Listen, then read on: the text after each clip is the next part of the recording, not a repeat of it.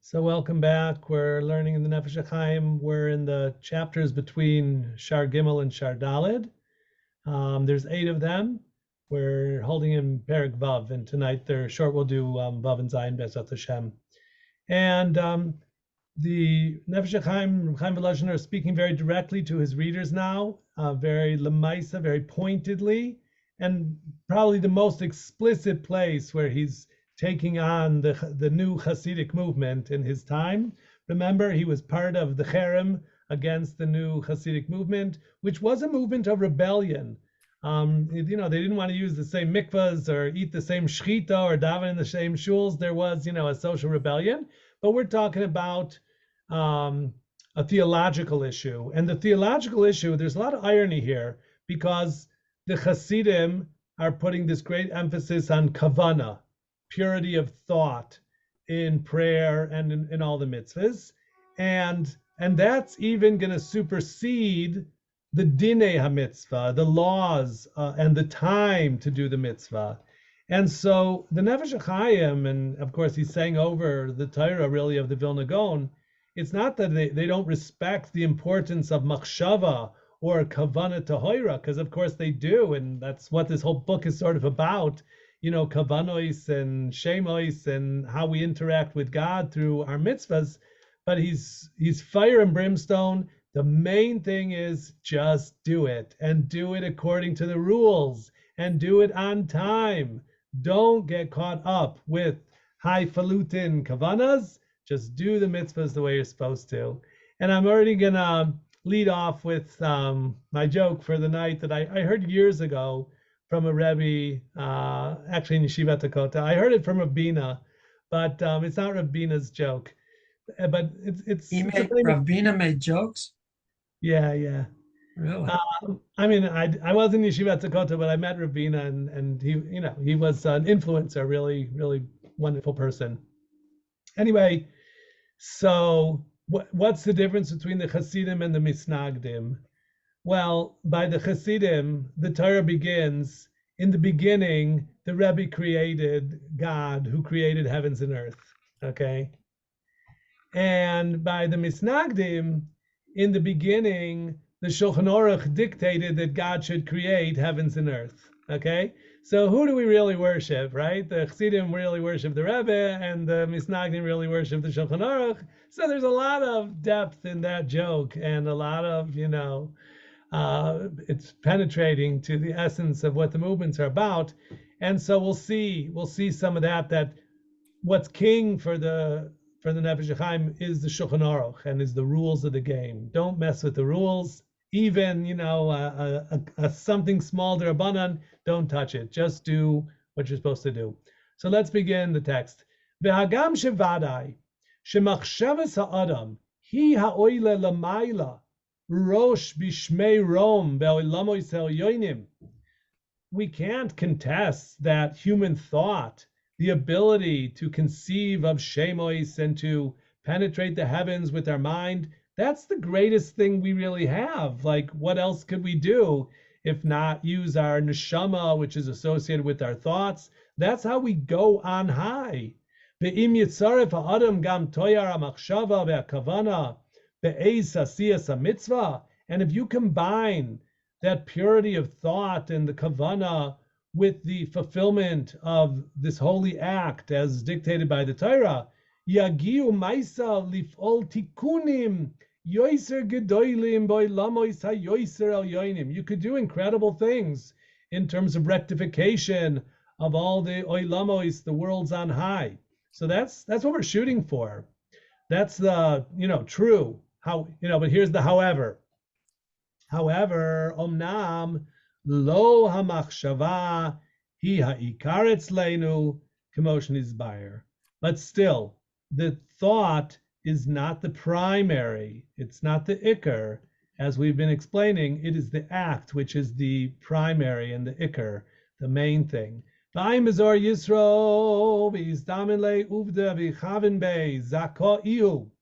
person has a deed to do, and he has kavanas, so he will have a great zchus. The afagav de lo mechaven be zaka ihu the avid pikude de mare. But even if he doesn't have kavana, he still does the good act. I'll say he helped the old lady across the street, whatever his kavanas were. But lamaisa, he did the good act. So he is zoiche because he has avid pikuda demare. He has done the mitzvah of his creator. Aval lo is chashev man de avid reusa lishma v'yechavin be'berusa k'man de lo yada de habereusa talia v'afilu hachi ilav taman reusa de liba. Let me see how they said that. But he is not considered as one who performs his will for its own sake and has the intention of will. He is as one who is unaware, for it's dependent on will. Okay, he did the mitzvah, but without the big kavana, so he gets a lot of credit. He doesn't get credit like someone who did it with proper kavana, but he doesn't know. He's like an Ama Aretz. He's just doing the mitzvahs on a simple level. Kamandalo yada. Because the Maisa, he's doing the will. Afilu hachi ilav taman merusa deliba ader tzoli David. Vamar umaisi adenu koinena aleinu. David prayed for this and said, the deeds of our hands should contain the divinity. Mai konena aleinu konena ve'itkin tikunin le'ela kedikoyos. Our deeds should have the capacity to bring about the rectification on high as if we had the proper kavana, even though we may not have it because we don't really know it, because we're simpletons. Aleinu afagav de leis anen yodin lishval reusa ela uvda belechodoi. We don't know all the great kavanas. We only know how to do the deed. Maisi adeinu koineneu laman lahu darga de itzrich listakana. What do our deeds contain? They contain the rectification of the level that we would want it to do. We actually say a prayer like that on certain mitzvahs, for example, on the sukkah and the daled minim, and maybe on the shofar. Anytime we have a special mitzvah and you say like a hineni muchan u'mzuman, or if you read the small letters in the machzor, it says, it should be nechshav ki'ilu ki hamtiha bekol prateha v'dikdukeha v'kilu kivanti kol hakavanot haru'uyot. I'm doing it as if I did it just right and as if I had all the proper kavanos. And what we're learning here in the Zohar that he's quoting is that if you just do your best and you try to do it right, you'll be given credit as if you had all these high kavanas. So there's partial credit. So if you say those extra lines and you don't have kavana for it, you still get it? Or is it just spiraling? I don't know. I haven't actually seen the scorecard. I just I'm just one of the players.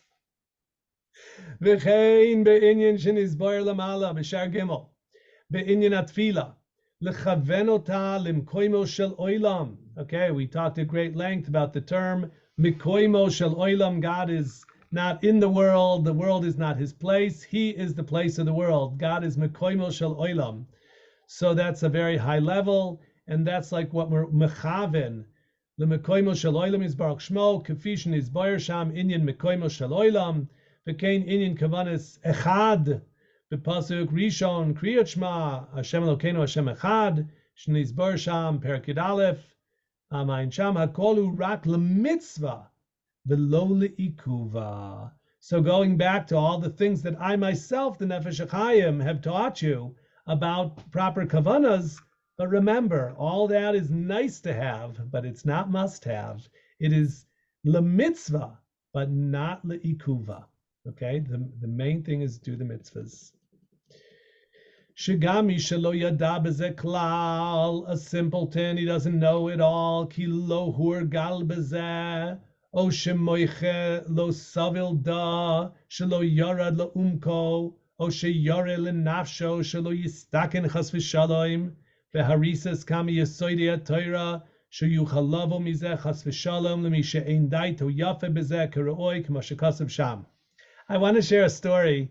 My grandfather, alav shalom, was a wonderful Jew. He was, to call him an Ama Aretz would actually be sort of a compliment. He was not learned at all.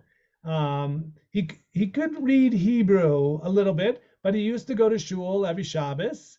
And he once said to me, as I was learning Hebrew, he said, that must be so nice for you that you could read the words in the prayer book and understand what they mean.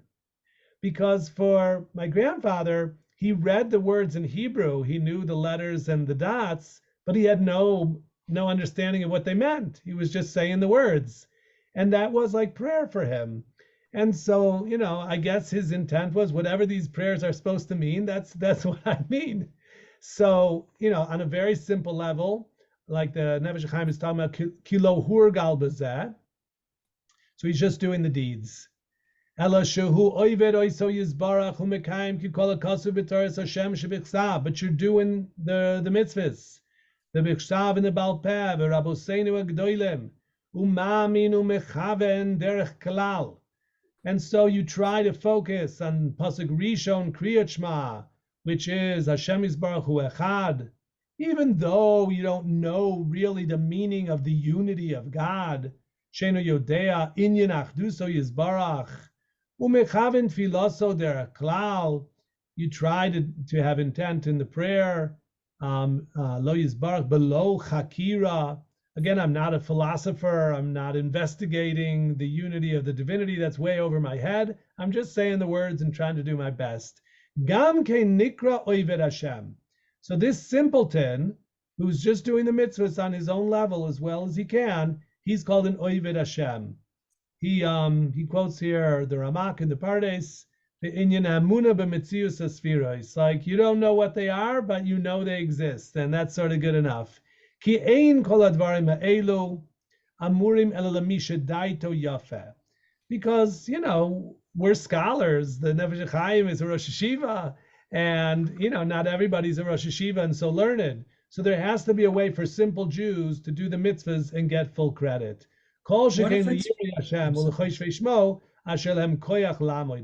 Yes.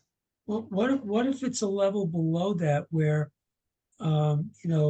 someone who's pagum, bardat, eno bardat, or pagum badat, and they're someone who's not totally out of it, but they're diminished capacity, but he puts the tefillin on, but really doesn't have the mental capacity so much to really understand, just knows the very, very basic. I mean, and when I go up to sons, where my son is, there's an older guy that he just, he's a chassid and he walks around with the whole shmona begonim, but he's definitely not all there. Okay. But he walks the walk. Yeah, right. I think he's sort of hinted at that type of person, that a person who he either lo hurgal bazeh or shemoiche lo savil da. The English said he's either completely unaware that because he's not used to it, or for one whose mind can't tolerate it because he didn't get to the bottom of it, etc. So a person who's not all there, or he's just, mentally, whatever, he's slow, or he's just not that sophisticated, but he knows to do the mitzvahs on a simple level. So that person is called an oived Hashem. So we're definitely embracing that. And the point is that chas v'shalom, we should condescend, lezot chalila v'chalila lanu, lidchot shum prat miprate amaisa. So we've emphasized the importance of doing the mitzvahs, and the kavanas are extra and bonus points, but don't tamper with the fine points of how we do the mitzvahs. Chalila v'chalila, lidchot shum prat miprate amaisa, av diktuk echad midivrei soifrim, kol shekein lishanot zmanach chas v'shalom. Don't change when to do the mitzvahs. Do the mitzvahs on time. And certainly don't change the zman bishvil miniat taharat machshava, because I'm waiting till I get in the proper frame of mind. Because amar beledaktek b'maisav, whereas a person who is midaktek as much as possible on his deeds, making sure to do them in accordance with all the seifim and sifim ktanim of the Shulchan Aruch, harei ze meshubach. Very, very Litvish approach, right? That what should we focus on in Kiyum HaMitzvahs? dikduk mitzvahs, doing them just exactly as we're supposed to do, down to the fine points. Those are the guys looking at their esrog with the lupa, right? They're trying to, make sure they have the cleanest and purest esrog according to all the hidurim and the chumras, as opposed to somebody who just takes a simple esrog and he's worried about having the proper kavanas and so forth. So, the Nefesh HaChaim is taking a position on this, that the ikar and the kiyum mitzvahs is don't ever tamper with the rules. Try to keep the rules with all your might, and having kavanas tohiros is then bonus points, but not the ikar. Shimon? That dikduk b'masav, in a way, creates its own type of kavanah. Yeah. Not maybe the same as the chassids, but it's kind of like its own. Like you get so deep into that, you got the jeweler's loop or whatever, and you're getting into it, and it's a whole, experience down to It's the prate pratim. a world unto itself. It's a sug. It's kind of like a sug of kavanah in and of itself, just not the same kind of loftiness maybe. I want to share, Shimon, a maisa. It might be a caricature, but it might be true. And it's a story about baking matzahs, and it goes back 150 years. It's I think it's the Beis Halevi and the Netziv. So these are two people. One's the grandson really of the Nefesh HaHaim. And one of them is what today we call it a brisker, a person who's really machmir and really medactic.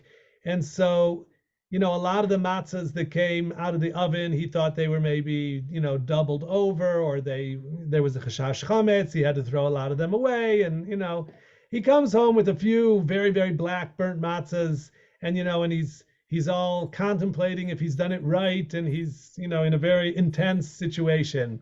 And the other rabbi, he's like dancing and he's happy. Oh, I have simcha shel mitzvah. I baked all these kosher matzahs. I'm really happy, and so forth. So, like you said, the dikduk can lead to a whole vibe, which is not always positive. It can be really, really intense and sometimes even overbearing. So we don't want to be that way. We want to be simcha shel mitzvah. Because it can get you neurotic. Yes. Yeah. Yes. Okay. Chapter 7, Perek Zayin. Od zos yuchal yitzrecha litchapes be'amor lecha. Okay, watch out for the Yetzer Hara. It could masquerade and tell you shekol ikar avoida u'sheyerak l'shem shamayim. As long as you have a good intent, don't worry too much about the details. V'gam avon v'chet lemitzvah yechashev. This is worse. This is now a yetzer, and this is, I'm sure that the misnagdim were afraid that the Hasidim were going here. I don't think the Hasidim ended up there. This is Shabtai Tzvi and the Frankists. They ended up there, of doing Aveiras Lishma, and saying we need to do lots of Aveiras, and the bigger the Aveiras, it's the bigger the Tikkun and so forth. They did really perverse things. I mean, they had orgies. They were really awful. I don't think the Hasidim ever did that, but they were definitely suspect of that by this camp. And so that's what he's talking about now. Don't let the Yetzer tell you that as long as your kavana is the Shem Shemaim, you can even do Aveiros, Avon v'chet, l'mitzvah yechashev, and you'll get credit as if it were a mitzvah. Imhu l'Shem Shemaim, l'tikun eizu inyan, v'rachmana liba boy, and Hashem wants the heart, so, it's all good. V'gedoyla aveira lishma, right? We have those words in the Gemara, gedoyla aveira lishma. The Kahena rabbis and the Yetzer Hara, he's really learned. So he likes to sell you on these things and trick you. Kahena rabbos rayos gam yirlecha panim, and the Yetzer Hara will trick you. Lemor ki kain sivisi lelech beikve avoisecha kedoshim. And this is the way Avram, Yitzchak, Yaakov kept the Torah. The kol tzadikim rishonim. So this is now a really great passage where the Nefesh HaChaim is going to explain to us a little more in depth of how we should understand the way the Avos kept the Torah, which Chazal say that, right? Yaakovinu says, Etz Lovin Garti, V'taryag Mitzvahs Shamarti, and they say Avram Avinu kept Kol Torah Kula, including Eruvei Tavshilin. So there are Mamare Chazal like that. So how should we understand that? Because it's of course an anachronism. How did the Avos keep mitzvahs before they had been commanded? So he's going to talk about that. She'ikar derech avoidasam lo yizbarach, the way the patriarchs kept the Torah, haita shekol ma'asehem v'diburam umachshavtam v'kol inyanehem ba'olam haya bidvekus v'taras machshavtam l'shem shemayim. Everything the Avos did, every word they said, every thought they had, everything they engaged in, it was always done lifnei Hashem. They were clinging to God with great purity of heart and thought. Everything was l'shem shemayim. Upanu lamala litikun ve'ala ve'yichud ha'olamos. They were involved in the most esoteric rectification and sanctification of God's name in everything they did. They knew how to affect in a positive way the koichos elyonim be'eze ma'ase shetiyeh be'eze oifen be'eze zman sheyeh v'lo b'ma'asim u'b'mitzvot kvu'im v'sidurim. They did not have the Shulchan Aruch, so they didn't do mitzvahs the way we do. Sheyu chok v'lo yavor, so that these are the rules and I always do it like that. That's not how they did it. Kamo Yaakov Avinu alav shalom. Be'inyan son lavan ve'amaklot. Okay, we all know the parsha in Vayetze. Yaakov is managing, he's a shepherd, he's managing the reproductive affairs of these sheep. And he's doing stuff with the water and the wood and separating sheep brown and white and striped and speckled. And there's a whole lot going on there. And in Pshat, you don't know really what it's about. In Zohar and so forth, they go to town with it and say he's doing these really important rectifications of the universe, separating good from evil. It has to do with the tikkun of the chait of Adam and Chava and so forth. But this is an example of something that's really farming, or veterinary work, working with these sheep. But Yaakov Avinu has really high kavana in what he's doing. So that's an example. That's not like a mitzvah that we have to work with the sheep, but the way he was doing it and the intent that he had was very, very meaningful.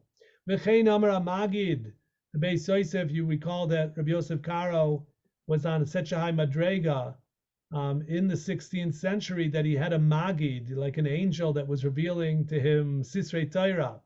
And so the Magid said to the Beis Yosef, Be'inyan Chanoch. Chanoch goes way back to the very beginning of the Bria, and he was a shoemaker. And he told the Beis Yosef that Chanoch hayatoifer min alayim ubechol zimna dema'ayel machta besandala have a mishabeach l'kudsha brichu ayin magid meisharim. So here's a person who lived way before the Torah was given. How did he serve God? As a shoemaker. And every time he put the needle into the leather to stitch another stitch to make the shoes, he would say Liyached kuchabrichu shchinte, I'm putting the needle in to sanctify God's great name. So what is that about? That's not a mitzvah per se, but in these early generations before the Torah was given, this was how people served God, through their understanding and through living before God and intending all their acts towards the sanctification of his name.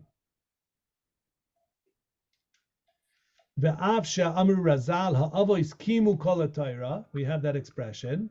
V'chein amru bokra in Midrash Rabbah, v'lamid shelamad noyach Torah, lo shahayu mitzuvim v'oisim. Don't misunderstand and think that they were doing the mitzvahs the way we do. It wasn't like that. It wasn't a law yet. It was more like medicine, that if you do these things, it will have these outcomes. So you don't have to do it, but it's wise to do it. That was the way they kept the Torah, as like a skula and a way to serve God before he's legislated and giving the law of what you must do. Ela k'moshe kasuv sof shar aleph shehema kimu es ha-Torah machmat shehisigu beniflaot hasagatam tikunei ha'olamois v'sidri ha'koichos elyonim. The Avos kept the Torah not because they had to, because they understood the effect it had on the whole universe and the supernal worlds of spirituality, how it was affected by their deeds. That's the way they kept the Torah. Asher yitaknu b'kol mitzvah u'mitzvah. Aval haya gam kein hareshut netuna lehem. But they had permission la'avdo gam b'ma'asim ve'inyanim acherim levada mitzvot. They were allowed to serve Hashem through other ways besides the mitzvahs, and even if it came into conflict with the mitzvahs, they could follow the inyan, like Jacob marrying two sisters, like Amram marrying his aunt. Ba'af gam la'avor al eza mitzvah, transgression. They're allowed to transgress the mitzvah, shelo k'Torah, kafi shira'u vehisigu, kazeh ha'inyan ba'maseh pratit hu nitzrach az letikun ha'olamot. Jacob saw, I must marry Rachel, even though I've already married Leah. I didn't want to marry Leah, but Laban tricked me. I'm now married to Leah. Even if I divorce her, I still can't marry Rachel. I'm not going to murder her. So I got to marry Rachel, even though marrying two sisters is generally forbidden by the Torah. It's going to be forbidden. But in this case, I need to father the 12 tribes of Israel through these women. And so the right thing for me to do, this is what Ruach HaKodesh indicates, is for me to marry the two sisters. And that was appropriate at that time in history because the Torah hadn't been given yet. So the Torah was being kept only as an indication of positive spirituality. But if the specifics of the case dictated a different pathway, it was permitted and appropriate to take the different pathway. Ein mizah b'sof sefer to this one became Hebi Sham Geshem Rabbeinu Chushi Elgon Rak Shekitza Ma'od Binyan Kedarka B'Kodesh Shekol Rishonim Shalimo B'Hisrizu B'Kol Kol Inyanim. Okay. Ve'ata.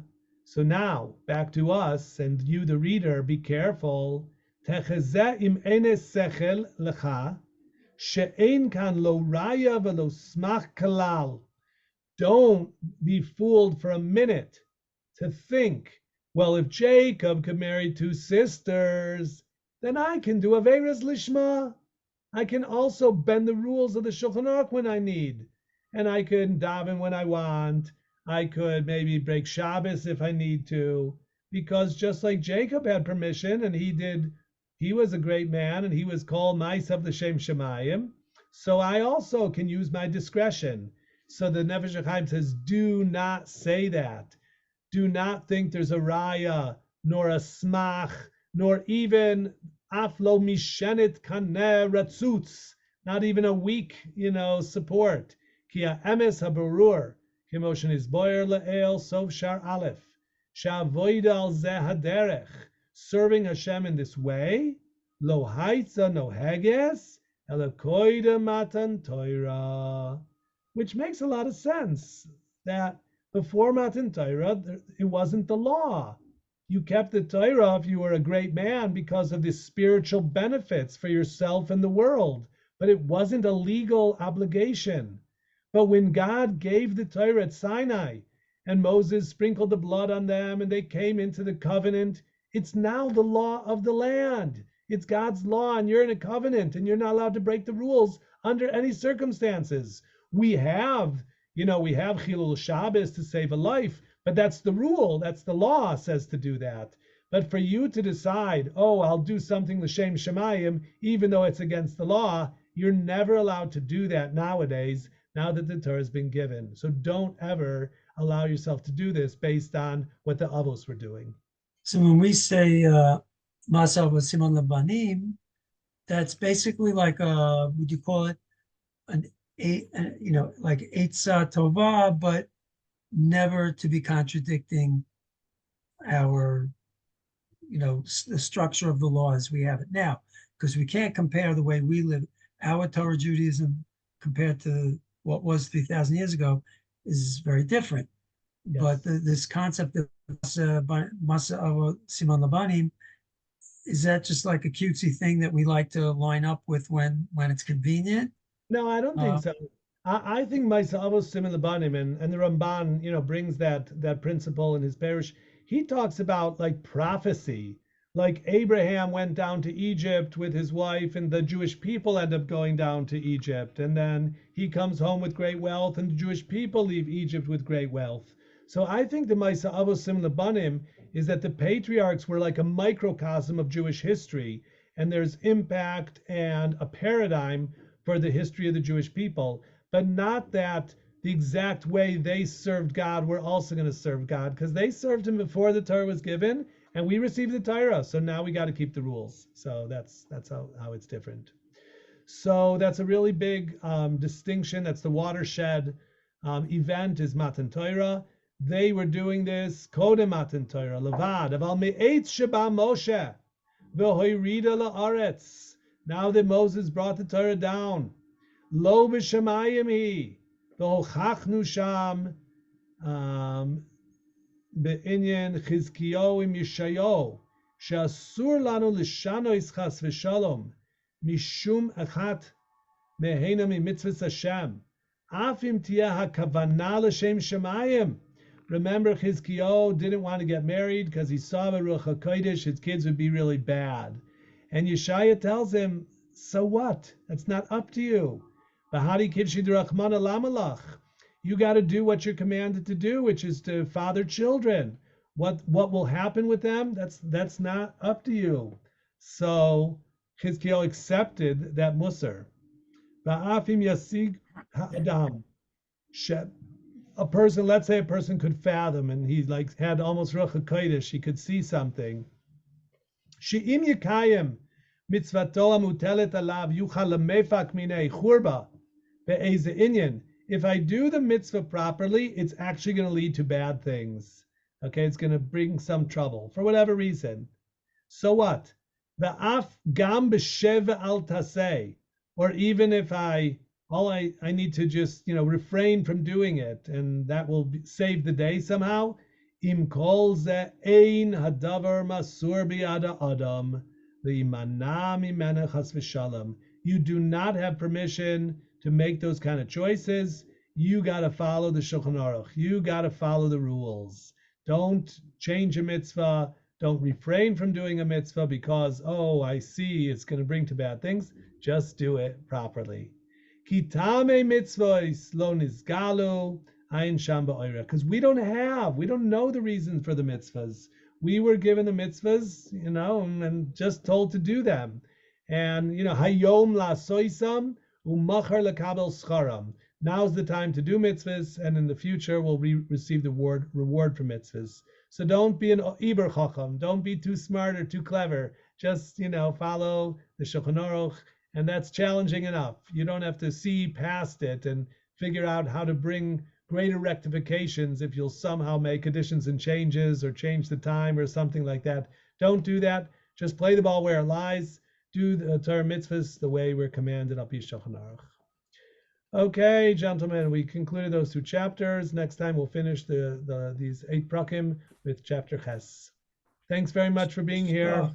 Thank you. Good night. Bye bye.